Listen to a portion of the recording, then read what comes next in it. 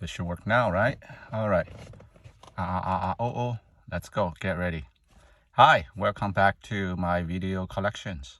Last time we talked about traveling to the future or going back to the past, which we talked about is not doable.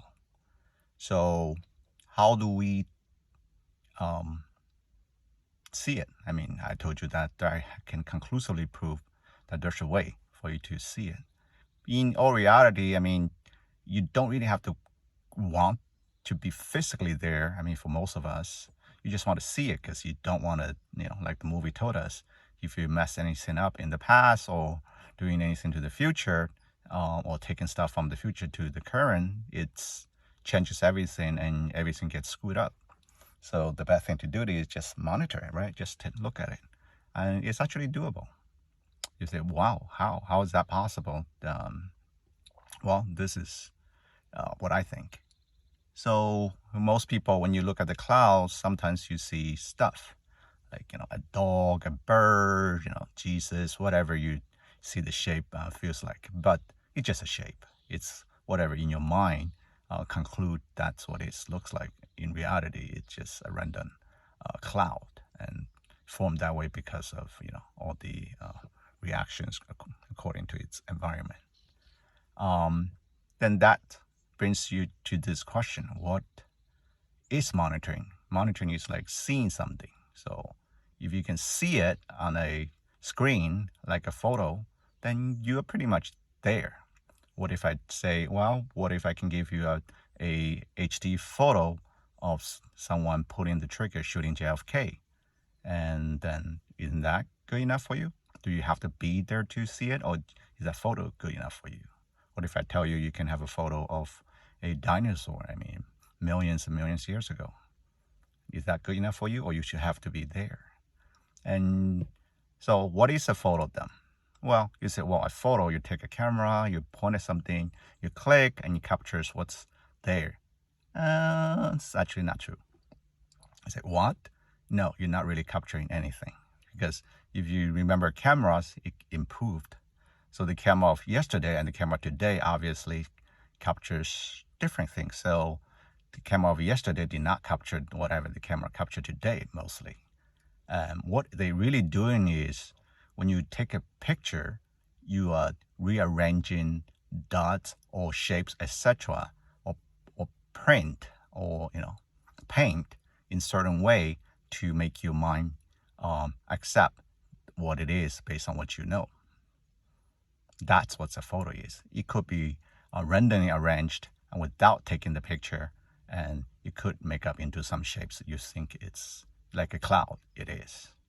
So when you take of a digital photo, what it's doing is it has the capability of doing so many different shapes. So what different form should it be? Well, then you take a photo. By that photo is actually telling the system to arrange the colors and dots in a pattern based on the input. It's not really capturing the input. It's basically an information of that, how you want to arrange it. And that's a way to tell you to arrange it. That's why AI can create photos without really have anything there. And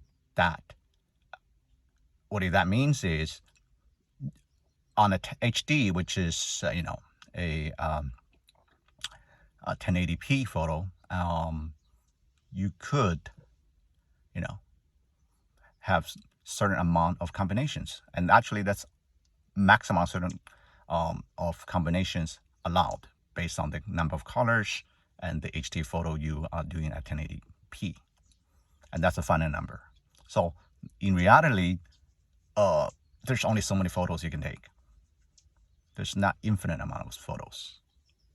So if we pre-fill every single possibility of that, which is a final number, then you do not have to take a photo. The photo you want to take is already in the final number of pre-filled photos. So let's say it's 1 to K, K being the maximum number of possibility this colors and pixels can form.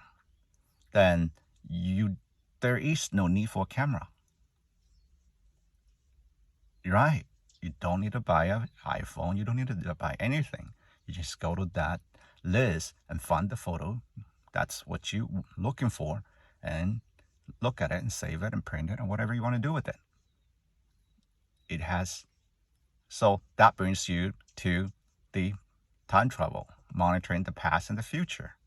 So you can definitely go back and find a photo in this pre-filled list, and that is a picture there of JFK getting shot. And there's definitely a picture of a dinosaur. If a thing, a time period, etc., can be photographed, you have it in that list. It could be a billion years from today, on a 10 billion light year away planet, or etc. There's a life form. You can have a photo if you can photograph it, then it's already in this set. So you can time travel to the past, to the future, your future, or the alien's future, or whoever's future. You can shrink space someplace you can never go, because it doesn't matter how fast you can go. You can't time travel 10 billion years, as far as we know for now, into the future to a 10 billion year light year away planet, or etc., or 1 million light year away, whatever the number is. It doesn't really matter, billion light year. I mean, it's just someplace you can not visit during your lifetime or during your existence, or the human's existence. But you can have a photo in there, and it's guaranteed in there already, because as long as it can be photos, it's already within that range. But however, of course, this is conclusively proved you can time travel in terms of photos. The problem is that the amount of photo in there is just like winning the lotto. It is extremely large. It's far more efficient to take a photo with your camera and go there than randomly picking a photo out of this group and see what it is. And you don't even know what it is. Maybe you let's say we randomly create a million photo take a million photo from this, which is a tiny, like a piece, like a atom out of the entire ocean. But of that million photo, even you saw one that's from the future, you will not even know, because you don't know what that is. You can't comprehend. But that's not important.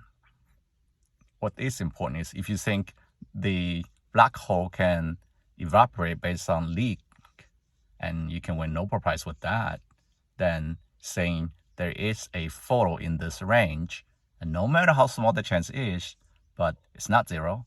So conclusively, you can time travel with photo to anything, anywhere, anytime, any place. Interesting, isn't it? So, but it's sad that we human race will someday cease to exist. So that made me thinking, is there a way we can preserve what we know and let it re-exist in the next cycle of Big Bang or whatever the universe goes? I think that may be an idea. So stay tuned. Thanks for watching. Please subscribe and share. Bye.